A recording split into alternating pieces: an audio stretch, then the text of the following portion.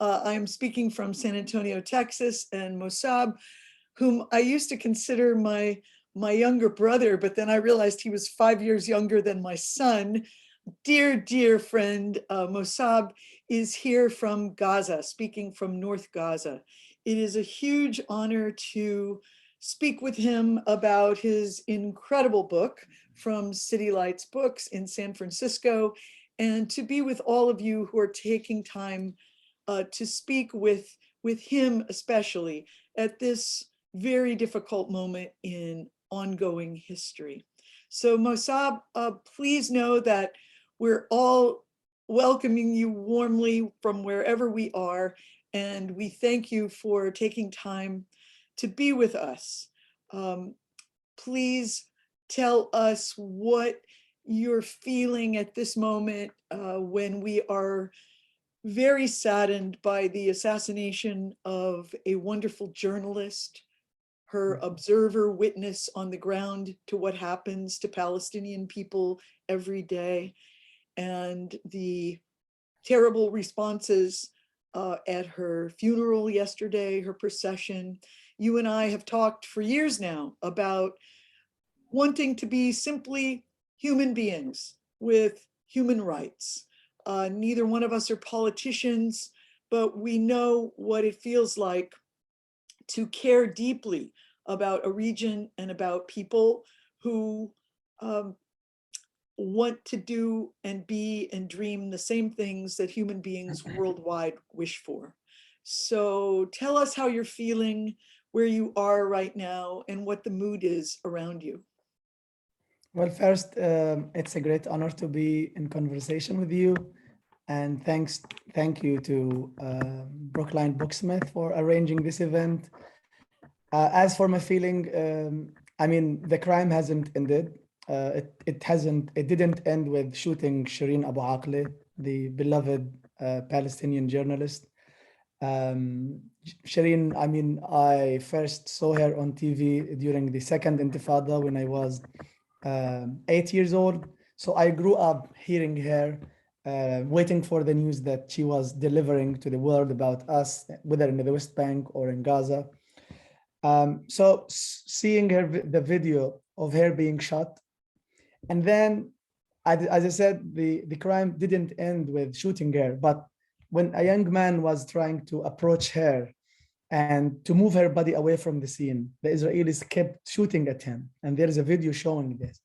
But no, that was not the end either. So during her funeral procession, the Israelis prevented anyone from carrying the flag of Palestine. I mean, they not only are angry with you while you are alive, but they are angry with you because you died. And I think that's something Golda Meir said. I think she said, I'm very angry with the Arabs and Palestinians because they allow us to kill them. So that's a crime, not only because we are alive, but after they kill us, they say, I'm not going to forgive you because you allowed me to kill you. And the whole incident, I mean, it brought me back to something that I wrote about Gaza. And it turned out that not only Gaza, people in Gaza are experiencing these horrible events, but also people in the West Bank and in other cities in Palestine are experiencing. So I wrote something, and it's in my book.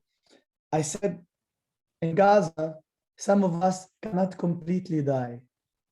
Every time a bomb falls, every time shrapnel hits our graves, every time the rubble piles up on our heads, we are awaiting temporary death. So that's like waking Shireen after she was killed by the Israelis because they want to kill her again. So that was not enough for them.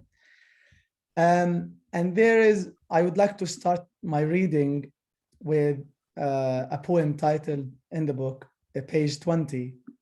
The title is "In the War, You and Houses." So it took Palestinian mourners 3 days to move her body from Jenin and then to the hospital and then to Ramallah and then to Jerusalem, where her body is now resting in peace along with her parents. So moving her body from one city to another, because there are hundreds of Israeli checkpoints, or they are shock points. So there is a poem in the book on page 20 titled, "In the War, You and Houses. You fight, you die. You will never know who won or lost, or if the war ever ended. They didn't find a place to bury you. They carried you on their shoulders, wandered through the neighborhood, stopped at your childhood school and the old park. The houses never saw you. They have already packed their bags. Dust has erected a tent in the corners. Rust has landed with its worn out clothes on the tab and on the spoon. It steals from the water its soft slide, while you sleep on moving sand."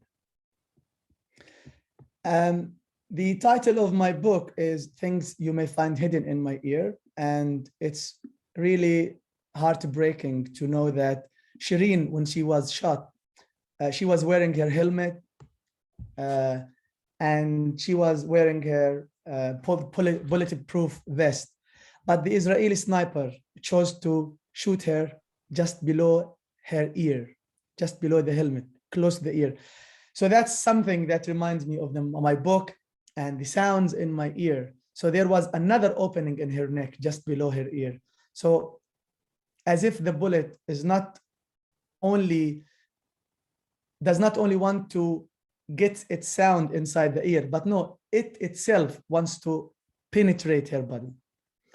So I'm going to read the title poem, "Things You May Find Hidden in My Ear," and it's on page 92.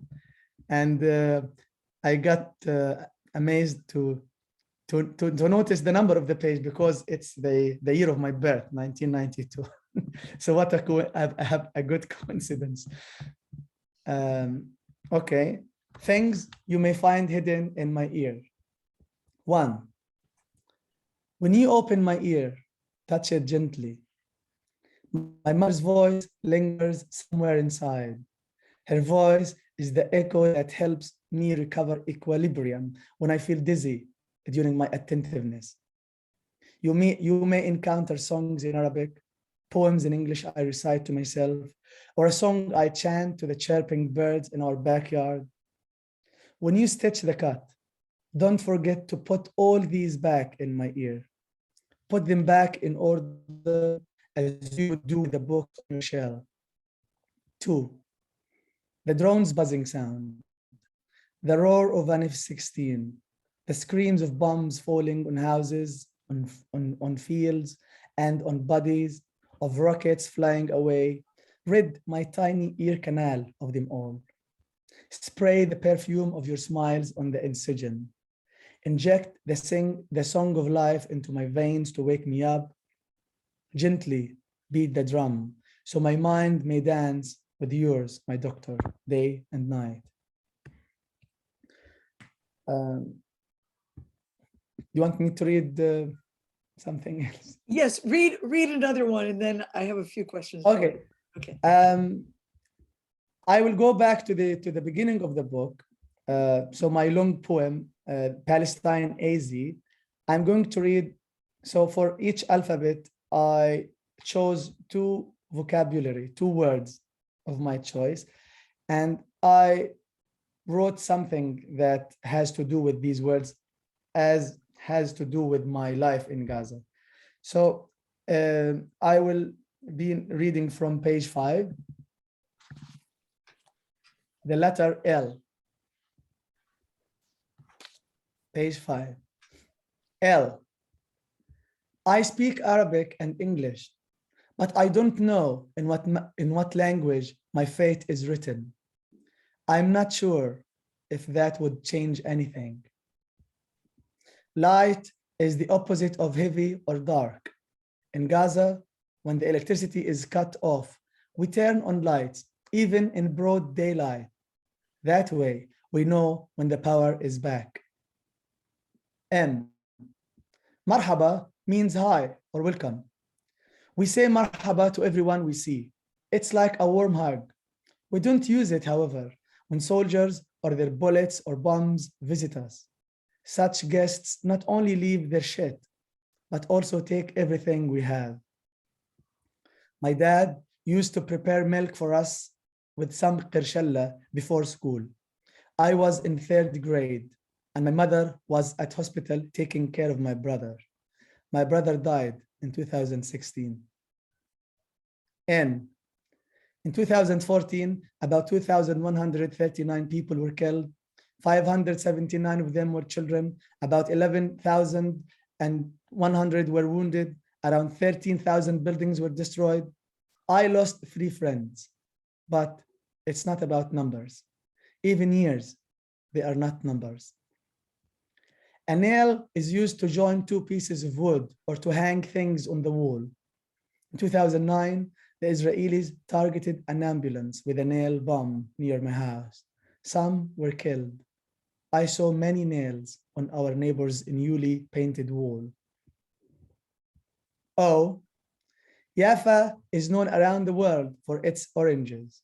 My grandmother, Khadra, tried to take some oranges with her in 1948, but the shelling was heavy. The oranges fell on the ground. The earth drank their juice. It was sweet, I'm sure.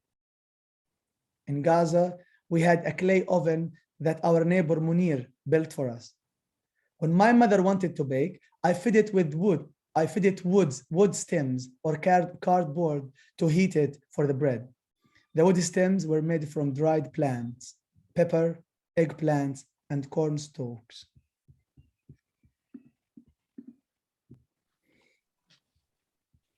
Thank you, Mosab. You are stopping there right before one of my favorite lines in this gorgeous poem. For F, you say, a poem is not just words placed on a line, it's a cloth.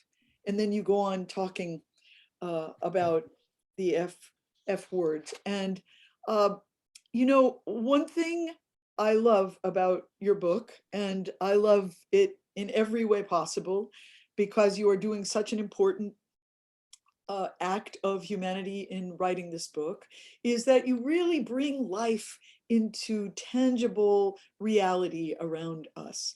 Someone who's never been to Gaza, never been to Palestine, West Bank, anywhere, never known a Palestinian, could imagine the humanity of the people, the families, the foods, the sky, the air, the clouds. You have done that so beautifully in this book. By the way, my grandmother's name was also Khadra, so we have that connection. And Khadra, for those who don't know, means green. So means green. That's something about. And I think they both loved green things. You know, one thing I think you refer to in the book, but many people may not even quite grasp, is that even if you had wanted to attend Shireen's funeral yesterday or 2 days ago in Jerusalem, you could not have, right? No. Not. People don't quite grasp that you in Gaza could not have gone to visit my family in the West Bank without all kinds of paperwork, permits, and difficulties, and probably it would not even have been allowed. I think that is something hard for the world to grasp, that Palestinians cannot go be with Palestinians. Many people call Gaza the world's largest open air prison, but you don't. You never refer to it that way because it's the seat of your whole life. It's where everything you love is, all the people you love, all the friends you've had, your schools, your libraries. And I think that is very, very significant because you are helping extend the imaginations of a reader to see everything in your world as being just as real as everything in a reader's world. And by the way, I want to salute your connection with City Lights Press books in San Francisco, because way back in the 60s and 70s, before you were born, but when some of us were in high school and college, we were always trying to buy books that were printed by City Lights because we saw City Lights as a press that championed the most activist voices, the interesting voices, the lively beat poet voices, all kinds of people we were fascinated with and feeling extreme appreciation for. So for your book to be published by City Lights is a particular proud victory. And Pierce has just written in the chat that everyone at Brookline Booksmith in Massachusetts also admires City Lights books. I Sure. mean, I really think everyone does. So this is It's a such huge. a beautiful and lucky connection.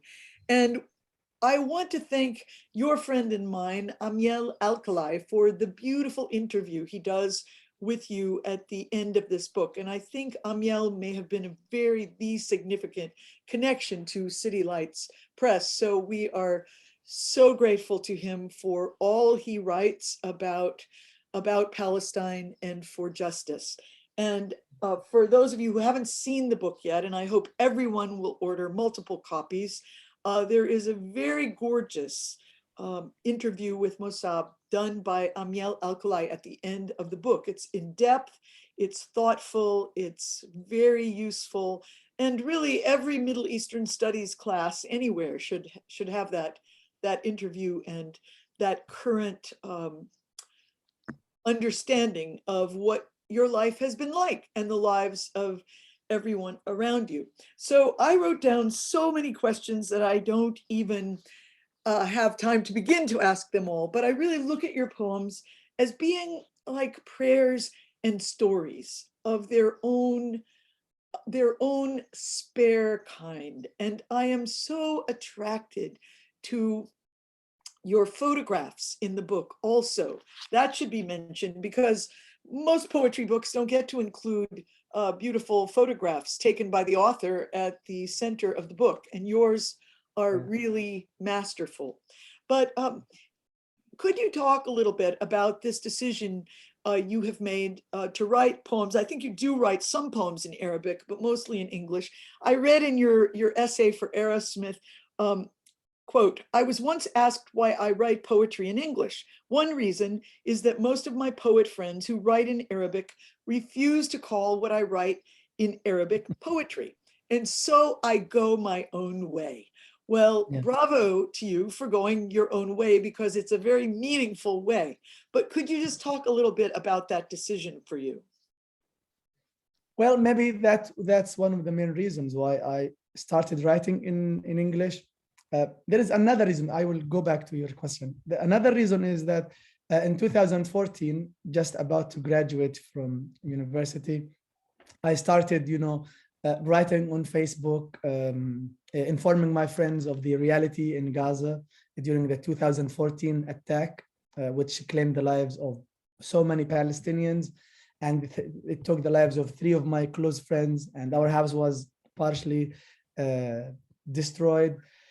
So I kept writing to my friends in English, and a lot of them just reflected to say that what I'm writing is very poetic and keep writing, etc. So I wasn't sure if I was writing poetry in the first place. Surely I did study English poetry, novel, etc. But I wasn't taking that seriously to try my hand in writing these things. As for Arabic, poetry is highly sacred in the Arabic language canon. So it's known here that the Holy Quran, which is the sacred book of Islam, came to challenge the Arabs of the what's now Saudi Arabia. So that poetry, which the Quran, the Holy Quran, came to challenge, was written in certain form. So you cannot work and change the poetry that the Quran came to challenge. So there is a set of forms that define what Arabic poetry is. Anything that doesn't have meter and rhyme, many people here, especially those who study Arabic, they do not consider it poetry. Even, I mean, some extreme people do not consider what Mahmoud Darwish wrote poetry. So you should call it something like poetic prose I mean, some extreme, not many, but many people love what Mahmoud Darwish, and they call it a free verse. So, you know, it's a problematic term, free verse. How can it be verse and free? Because verse has certain, you know, criteria. So those are the main two reasons why I chose to write in English. And I found myself talking not to my fellow Palestinians because they mainly know what we are living through because we lived it. So on my mind was the Western audience. I wanted to tell them not about the number of people around me who were killed. No, I want them to know and imagine with me what happened before the explosion and after the explosion. It's not only about stones, not only about blood and bone. No, it's also about the windows. I want them to think about windows as human beings, because these are things that we value. The book, the letters, the page, the number has a story on the page of the book, on paper. No, everything for me as a Palestinian, I'm a very sensitive person. I give much value even to the fly during the explosion. So that's my life. I want people to value what I think is invaluable for us in Gaza and Palestine. And of course, this applies to different places in Ukraine, in Syria, in other war zones. So what I'm writing about, I'm sure other people are thinking about, but maybe not all of them. This is maybe what makes poets. Not all people can express their deep feelings when it comes to writing and drawing a new image. Maybe that's something they feel, but they cannot express. So I try my hard,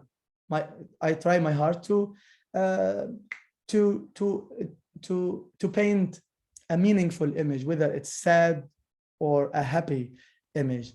But sometimes both images come out in one piece of art, you know.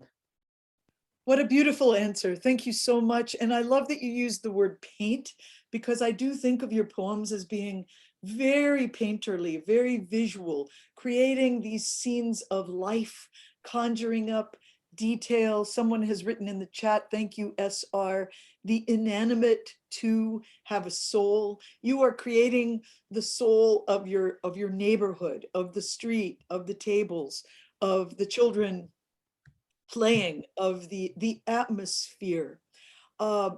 When your neighbor's house is bombed, you are able to even remember that they had a cat that might or might not have had kittens by now.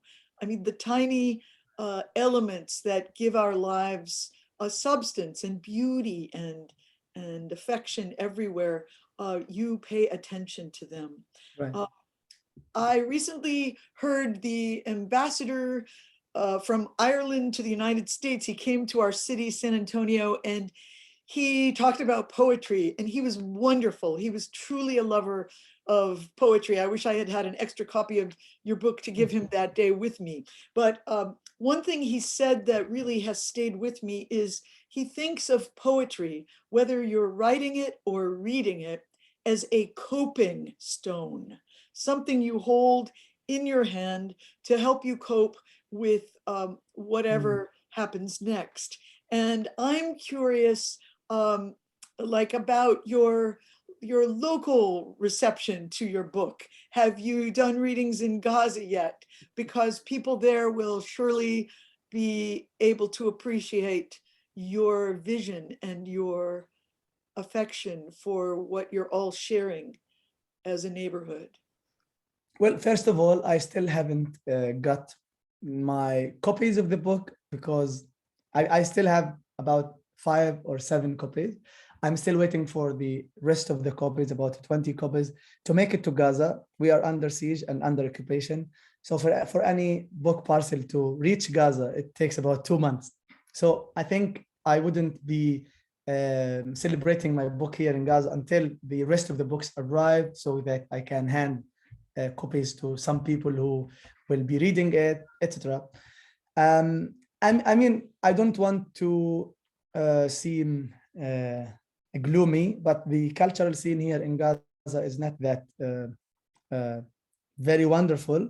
We live under siege, right? We live under occupation, but we also are experiencing the aftermath of the political rift between the political parties, the main two political parties, Hamas and Fatah. So Hamas here is in charge of Gaza, Fatah or the Palestinian Authority in the West Bank. So there is no much appreciation maybe to the people in Gaza because the Palestinian Authority says, okay, Hamas is taking care of Gaza, they should do things for you. That's part of what they would say. Unfortunately, I haven't received any recognition from any Palestinian, whether official or not official body, whether it's the Minister of Culture or the Union of Palestinian Writers, etc. But that's something that I don't really care about because I know that the people outside, you and Emil and City Lights and Mary and the wonderful audience that we are having here, those are the people that I really care about. But you know, I'm part of Gaza, so I'm writing about them. So I don't want to blame them for not praising me. Right. No, Right. they are the characters in my book. So I don't want to lay the blame on them. No, I love them, but maybe things will change, hopefully. If you allow me, because I mentioned the duty of the poet, for me here and you, of course, and other people in the audience. There is a poem that I wrote, and I wrote it after in May 2000 of last year, when a whole family of 6, the parents and for their 4 children, were killed under the rubble of their house. They were trying to escape the house before it was bombed. So I want to give you an example of how poetry can describe things before and after the bombing. The poem is titled Shrapnel Looking for Laughter. It's on page 57 for those who have the book. So I wrote this poem because I went 2 days after the bombing to the area. I saw the houses in the area, and the houses stayed in that condition for maybe weeks before the rubble was taken away. So, shrapnel looking for laughter. The house has been bombed. Everyone dead. The kids, the parents, the toys, the actors on TV, characters in novels, personas in poetry collections, the I, the he and the she, no pronouns left. Not even for the kids when they learn part of speech next year. Shrapnel flies in the dark, looks for the family's peals of laughter, hiding behind piles of disfigured walls and bleeding picture frames. The radio no longer speaks.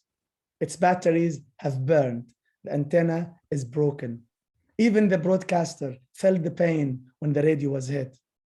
Even we, hearing the bomb as it fell, threw ourselves to the ground, each of us counting the others around them. We are safe, but our hearts still ache. Yeah. That's such an incredibly powerful poem, and I love how directly it's spoken, bluntly, no melodrama, and how you do these little surprising twists. Even the actors on TV that might have been turned on in the house, even they have died. It's very sly how you bring real life into being, and you don't ever feel a need to be overly dramatic, because the facts are too dramatic themselves. Right. Thank you for reading this poem. And I wanted to mention that in the chat, we've had Alice has mentioned that the Gazan group, We Are Not Numbers, I'm sure you know them, would love to talk to you and listen to your poetry. I think that would be a very wonderful connection. And also, some people are reminding us that sometimes it's hard to be acknowledged, and we don't really want to be acknowledged in our own home places, because that would feel a little awkward. And I understand completely what you're saying. And just please know how much all of us in many, many places are valuing your voice and needing it. One thing you do in your poems is you really engage the reader through this just shared, it's as if your poems extend a hand. I always think of the American writer Grace Paley, who used to say politics is simply the way human beings treat one another. Unfortunately, we know that many other things get involved, like money and bombs and weapons and greed and a need to dominate. But the way human beings treat one another, and your poems treat a reader, even someone who hasn't read much poetry, I would think, with utter respect and kindness and care, welcoming them into the world that you know so well. Yes, the power of understatement, as Deborah has said in the chat. People are also asking for signed copies in the chat. I'm afraid we can't personally supply those right this minute, but I'm sure if you could, you would, and you will in future. And that was an important point you brought up about how long it takes for a package to get to you in Gaza. And also in your interview with Amiel, you talk about how hard it was for you and your wife and children to get the visas to come out of Gaza when you went to Harvard. And people need to realize this, that we as American taxpayers are paying for a lot of hardship to be inflicted on you.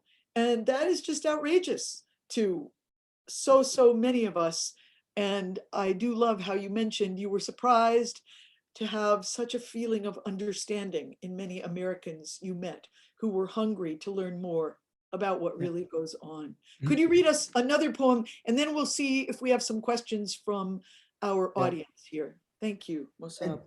If you allow, before I go Sure. to read one of the poems, you mentioned earlier that I'm not allowed, because I'm from Gaza, I'm not allowed to go to the West Bank to walk in the funeral procession of Shireen Abu Akleh. Okay, that's right. But people may not know that I was not allowed for 3 times to go to Jerusalem on a shuttle bus, not on my own, to Jerusalem to attend my visa interview at the American embassy. Although I had the necessary documents, I was not allowed. So I had to travel to Egypt, and from Egypt to Jordan to attend the visa interview in Amman in Jordan. So it's not only about visiting my parents, not my relatives, let's say, or attend the funeral of a friend, or maybe to pray at Al-Aqsa Mosque. No, just to go on a shuttle bus accompanied by, by Israelis or other officials from the Palestinian Authority. I was not allowed. Even to add this, maybe this is new information. When I tried to cross from Gaza to Jordan through Israel, UNRWA, who was my employer, offered to secure to make available a van from of their own to take me from Gaza with my family to Jordan. So they are not asking the Israelis to take. No, UNRWA, an international organization, offered to secure a van to take me from areas between Gaza and Israel to Jordan. So the Israelis said no. I don't understand. I don't understand that. Okay. Well, this is important to bring up because for an American, it would be sort of like if you want to go to England, I know the distances are different, but first you have to go to Mexico, then you have to go to Canada, and then maybe we won't let you in. So it's so crazy that people need to grasp what that must feel like to be so, that's what occupation is. We will tamper with your every move. So yeah, something that I learned from my experience so far, I'm not welcome in my land or outside of my land. So on my land, they want to kill us. And when we are out of our land and want to return, we find the crossing, the border crossings to be closed. So you cannot leave. So in a prison, it's known that no one can leave the prison because it's secure. But in Gaza, it's prison on 2 sides. You cannot leave it when you want, and you cannot return to it when you want. So that's something to keep in mind. Okay, so I'm going to read a poem, and I hope many people will be able to read it and listen to it. The title is A Litany for One Land, on page 50. A litany for one land. For those living on the other side, we can see you. We can see the rain when it pours on our fields, on our valleys, and when it slides down the roofs of your modern houses, built atop our homes. Can you take off your sunglasses and look at us here? See how the rain has flooded our streets, how the children's umbrellas have been pierced by a prickly downpour on their way to school. The trees you see have been watered with our tears. They bear no fruit. The red roses take their color from our blood. The smell of death. They smell of death. The river that separates us from you is just a mirage you created when you expelled us. It is one land. For those who are standing on the other side, shooting at us, spitting on us, how long can you stand there, fenced by hate? Are you going to keep your black glasses on until you are unable to put them down? Soon, we won't be here for you to watch. It won't matter if you blink your eyes or not, if you can stand or not. You won't cross that river to take more lands because you will vanish into your mirage. You can't build a new colony on our graves. And when we die, our bones will continue to grow, to reach and intertwine with the roots of the olive and orange trees to breathe the sweet Yafa Sea. One day, we will be born again when you are not there, because this land knows us. She is our mother. When we die, we are just resting in her womb until the darkness is cleared. For those who are not here anymore, we have been here forever. We have been speaking, but you never cared to listen. Oh, that is such a powerful poem, Mosab. Thank you for reading it. For you who are not here anymore, we have been speaking forever. Amiel, your friend and mine, has asked a beautiful question. Can you say something about the journey of this book from its idea to actually having it in your hands? Oh, so, you know, I kept writing poems from 2014 onward. It was my dream to have a book of mine published in the United States or in the West, but surely in the United States. And I wasn't dreaming of City Lights. It was through Amiel in large part, and you, of course. You encouraged me, Naomi, you encouraged me many times to apply for contests, poetry contests. And Amiel was there also to arrange with me a selection of poems to send to City Lights. So I got a few offers from other publishers, but they were not as big as City Lights. So I'm really blessed to have this book published by City Lights. So it was around the May attack of 2014 that I put the selection of poems together, and then you know, exchanging email, sending a sample to the publisher, to Elaine from City Lights, and then asking for more poems. And then we were not thinking about including photographs, but I think it was me or Amiel, I forgot. So I've been taking photos since I was very young. So taking photos, seizing the moment of, let's say, a bird in the sky, a sunset, a sunrise, a lemon tree, a cat, a donkey, a man smoking. I just like to take photos. So maybe that was an obsession. So including the photographs and accompanying them with captions, which are something like a series of poems, was something I think very creative and great to include in the collection. And I hope many people agree with this. Yeah.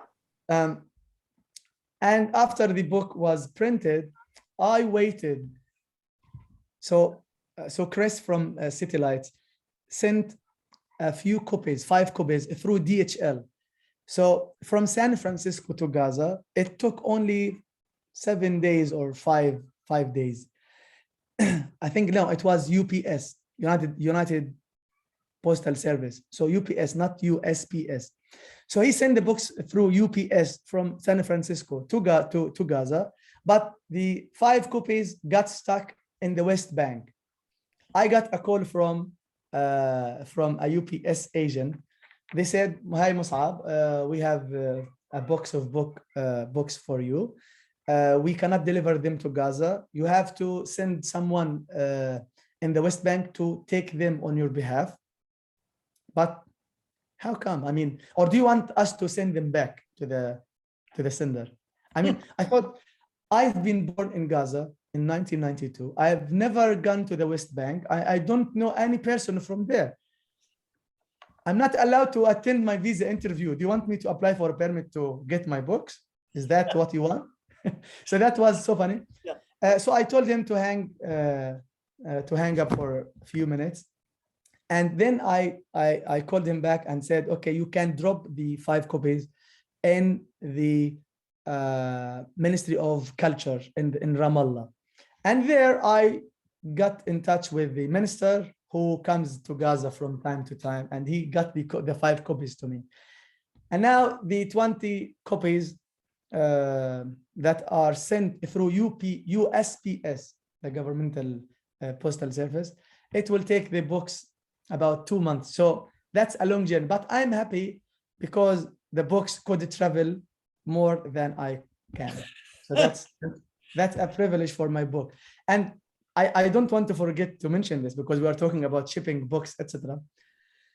A friend of mine in Jordan, so you know, from Jordan to Gaza by car, it should be 4 hours. So he wanted to send me his book in Arabic. Okay, so he sent the book through DHL. This is where the book went. Okay, it went from Amman and then to Abu Dhabi in the United Arab Emirates, and then from the United Arab Emirates to Frankfurt, and then from Frankfurt in Germany to Tel Aviv, and from Tel Aviv to Gaza.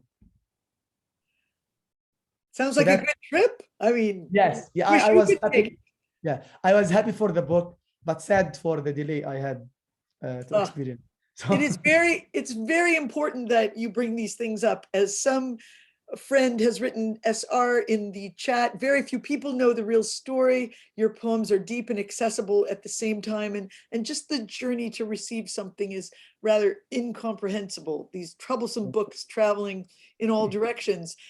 Greg would like to ask you if you could tell us just something quickly about the library you have founded. And I love where you talk about it being a cultural center in Gaza now.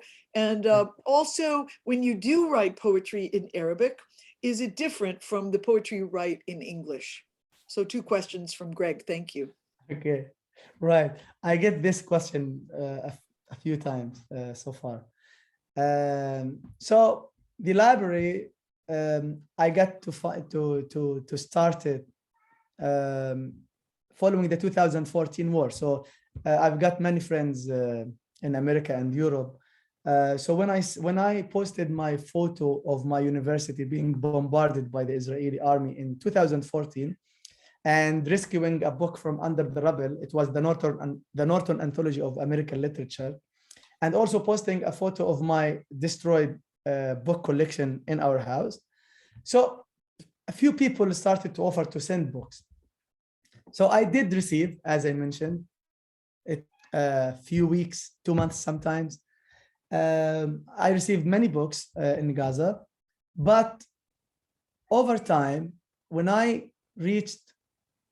the number of books reached about 600 books, I started to call for funds in order to establish something like a public library, so that not only me as Mosab, as an individual, would benefit from the books, but no, I want the people around me to read and to to encounter the English language, not through news, but also through poetry books, novels, short stories. So this is one thing.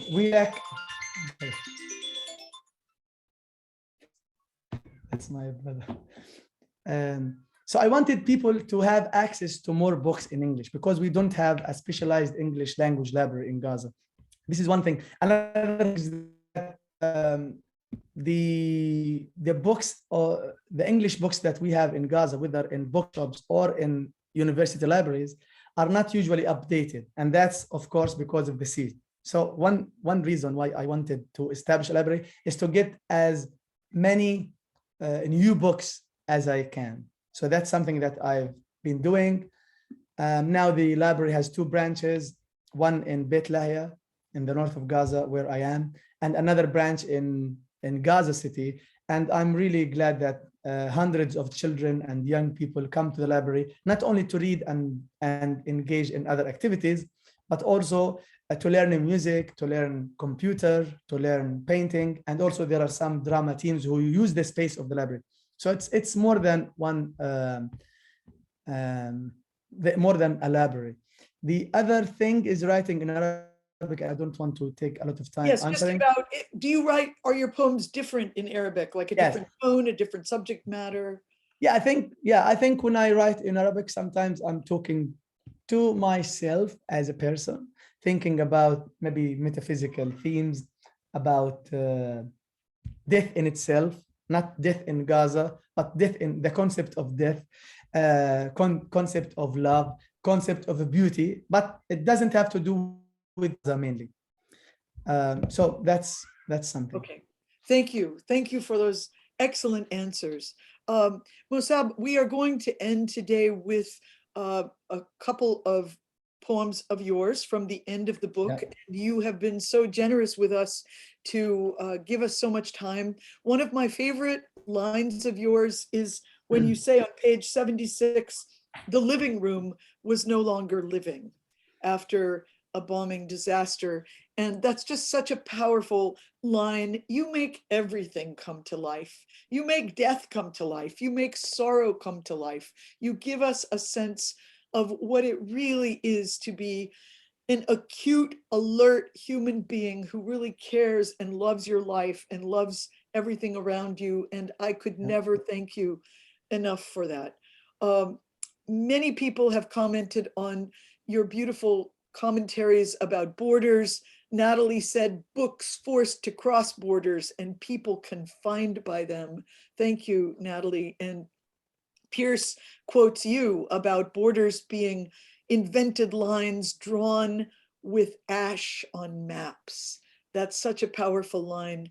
Another friend, H. Melt, asks about when you and I met. We never have, but we always have.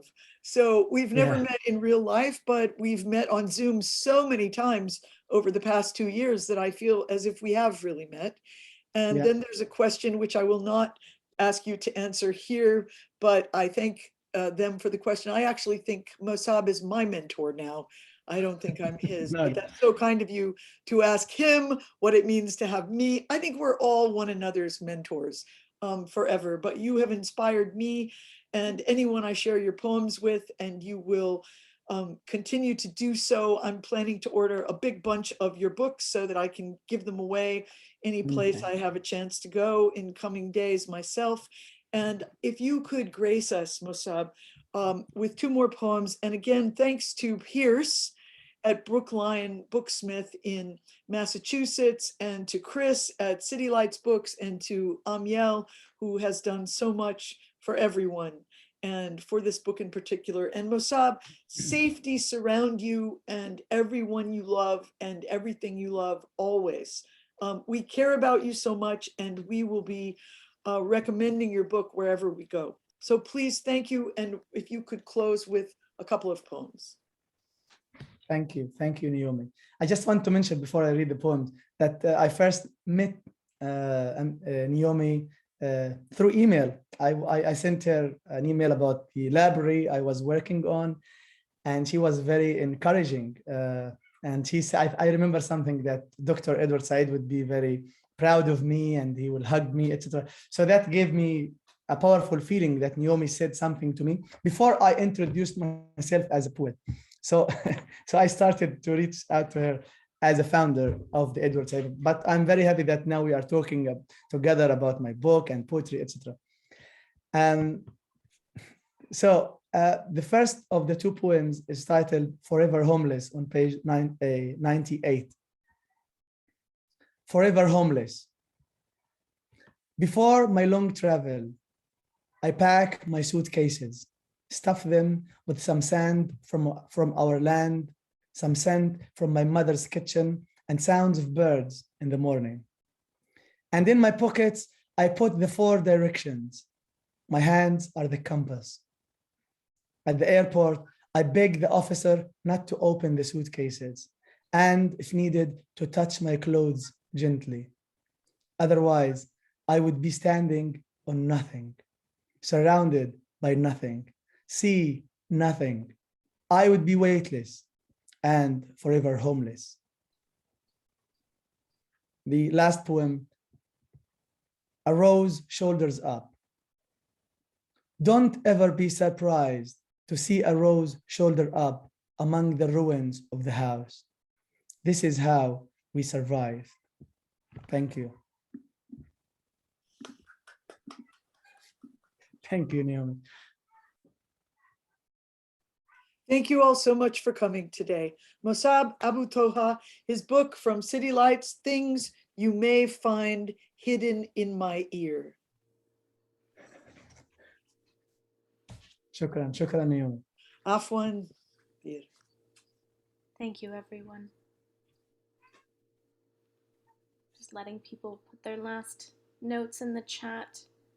But this has been deeply beautiful and deeply powerful. And we are so grateful for you all for joining us. Thank you, Naomi. Thank you all. Mosab. Beautiful. People are sending you love, Mosab. So many. Send them love back, although it's dark here, but love knows no darkness. No, no darkness. Thank you. Thank you, everyone, and goodbye. Goodbye to everyone.